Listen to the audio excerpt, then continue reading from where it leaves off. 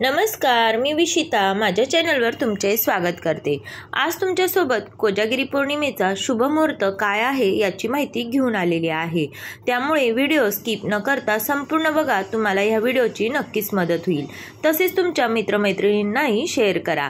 चॅनलवर नवीन असाल तर चॅनलला सबस्क्राइब करा। व्हिडिओ आवडल्यास एक लाईक जरूर करा।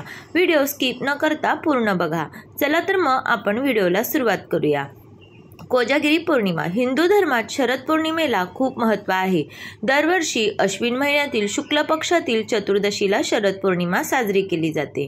महाराष्ट्रात याला कोजागिरी पौर्णिमा तर गुजरातमध्ये याला शरद पौर्णिमा असेही म्हणतात। या दिवशी देवी लक्ष्मीसह विष्णूंची पूजा करण्याची परंपरा आहे।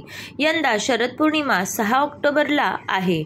शरद पौर्णिमेला चंद्राची सुंदर प्रतिमा समोर येते। वर्षभरात फक्त शरद पौर्णिमेच्या दिवशी चंद्र 16 कलांनी भरलेला असतो। विष्णू सहस्रनामाचा पठण केला जातो। कोजागिरी पौर्णिमेला केलेले लक्ष्मीपूजन विशेष मानले जाते।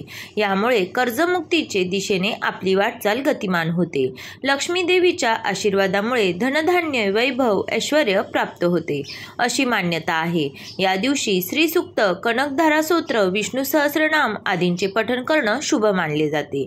तर येत्या 6 ऑक्टोबर रोजी कोजागिरी पौर्णिमा आहे। तर आपण कोजागिरी पौर्णिमेचा संपूर्ण शुभ मुहूर्त काय आहे हे जाणून घेऊ। यावर्षी अश्विन महिन्यातील पौर्णिमा तिथी 6 ऑक्टोबर रोजी दुपारी 12:23 सुरू होईल आणि दुसऱ्या दिवशी 7 ऑक्टोबर 2025 रोजी सकाळी 9:16 पर्यंत असेल। परिणामी शरद पौर्णिमा 6 ऑक्टोबर रोजी साजरी करण्यात येणार आहे। शरद पौर्णिमा, ज्याला कोजागिरी पौर्णिमा असेही म्हणतात, शरद पौर्णिमेचा शुभ मुहूर्त 6 ऑक्टोबर रोजी रात्री 11:45 ते 7 ऑक्टोबर रोजी रात्री 12:34 पर्यंत आहे। यामुळे कोजागिरी पूजेसाठी एकूण 49 मिनिटे मिळणार आहेत। तर 6 ऑक्टोबर 2025 रोजी चंद्रोदय सायंकाळी 5:27 वाजता होईल। तर यंदाच्या कोजागिरी पौर्णिमेचा मी तुम्हाला शुभ मुहूर्त हा सांगितलेला आहे। प्राचीन मान्यतेनुसार शरद पौर्णिमेच्या दिवशी खीर आणि मसाला दूध बनवले जाते। शरद पौर्णिमेच्या दिवशी दूध, तांदूळ, साखर, मखाना इत्यादी पदार्थांची खीर आणि मसाला दूध चंद्राच्या प्रकाशात ठेवले जाते। रात्रभर चंद्राच्या प्रकाशात खीर आणि दूध ठेवल्याने औषधी गुणधर्म प्राप्त होतात। ही खीर खाल्ल्याने रोगप्रतिकार शक्ती वाढते, लोक निरोगी राहतात। विशेषतः मानसिक आजारांमध्ये चंद्र हा मानाचा कारक असल्यामुळे अनेक रोगांपासून मुक्ती मिळते अशी मान्यता आहे।